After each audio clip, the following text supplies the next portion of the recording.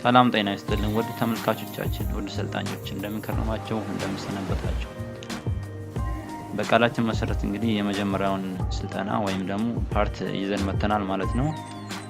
እሱም የቲዮሪ ፓርት ይሆናል። አብረን እንመለከታለን ማለት ነው። እንግዲህ አብዛኛዎቻችን እንደምናውቀው ኤሌክትሮኒክስን መጠቀም እንጂ ስለውስጡ ምንነትና እንዴት ሲበላሽ መጠገን እንችላለን የሚለውን ብዙ ጊዜ አንደፍረውም ወይም ደግሞ ወደዛ ኢንተረስቱ የለንም። ያንን ሐሳብ ለመስበርና የተሻለ ፍላጎት እንዲኖረን ለማድረግ ያክል ነው ይሄንን ስልጠና የጀመርነው። ለዛሬ እንግዲህ ቀለል አድርገን 3 ፓርቶችን እንመለከታለን። የኤሌክትሮኒክስ ምንነትና ኤሌክትሮኒክስ የመጀመሪያዎቹ ኮምፖነንቶች አመጣጥ፣ ጠቅላላ አድርገን ደግሞ ጠቅላላ ጥቅማቸውን ለመመልከት እንሞክራለን ማለት ነው በዚህ ክፍል።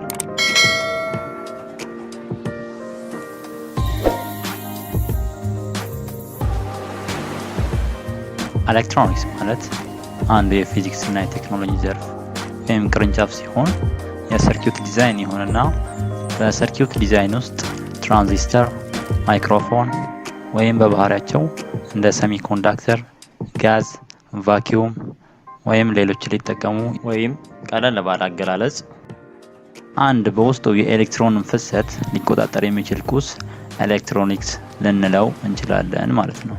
እንግዲህ ኤሌክትሮኒክስ ከመብዛታቸውና ከሚገቡበት የፊልድ አንፃር ስንመለከት በጣም ብዙና እጅግ ብዙ ናቸው።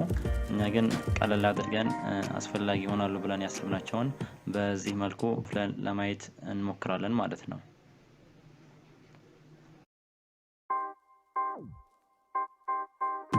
ዲጂታል ኤሌክትሮኒክስ፣ አናሎግ ኤሌክትሮኒክስ፣ ማይክሮ ኤሌክትሮኒክስ፣ ናኖ ኤሌክትሮኒክስ፣ ኦፕቶ ኤሌክትሮኒክስ፣ ኢንተግሬትድ ሰርኪዩት፣ ሰሚኮንዳክተር ዲቫይስ ብለን እንመድባቸዋለን ማለት ነው።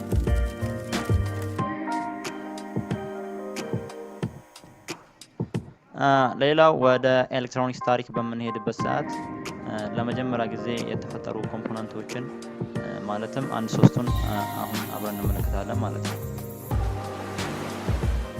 እንግዲህ ዳይድ ቫኪዩም ቲዩብን ስንመለከት የመጀመሪያው የኤሌክትሮኒክስ አካል ሲሆን በእንግሊዛዊው ጆን አምብሮስ የተፈጠረ ነው።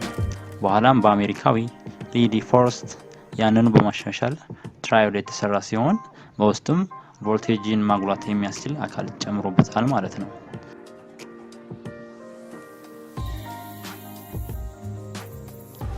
የመጀመሪያው ትራንዚስተር በ1947 የመጀመሪያው ትራንዚስተር በቤል ላቦራቶሪ የተፈጠረች ሲሆን በሾክሊ፣ በበርዲና፣ በርሴይን ሪሰርች ላይ የተመሰረተች ነበር።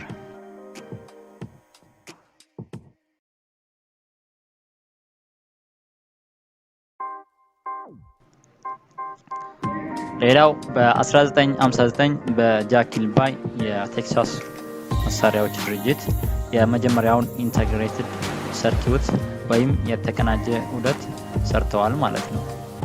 ዛሬ ላይ የእነዚህ ኮምፖነንቶች መፈጠር አሉ የሚባሉ የቴክኖሎጂ ውጤቶችን እንድናይ አድርገውናል።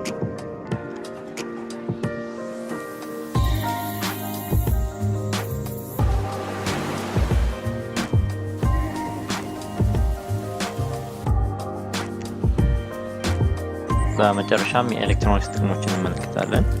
ኤሌክትሮኒክስ ከዕለት ተዕለት ህይወታችን ጋር ተያይዘዋል።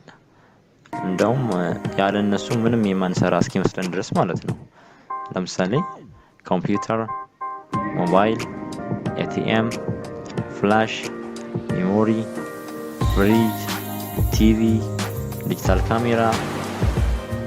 በጤናው ዘርፍ እንኳን ብንመለከት 2 ኤግዛምፕሎችን ወስደን ኤክስሬይ እና አልትራሳውንድን መጥቀስ እንችላለን ማለት ነው።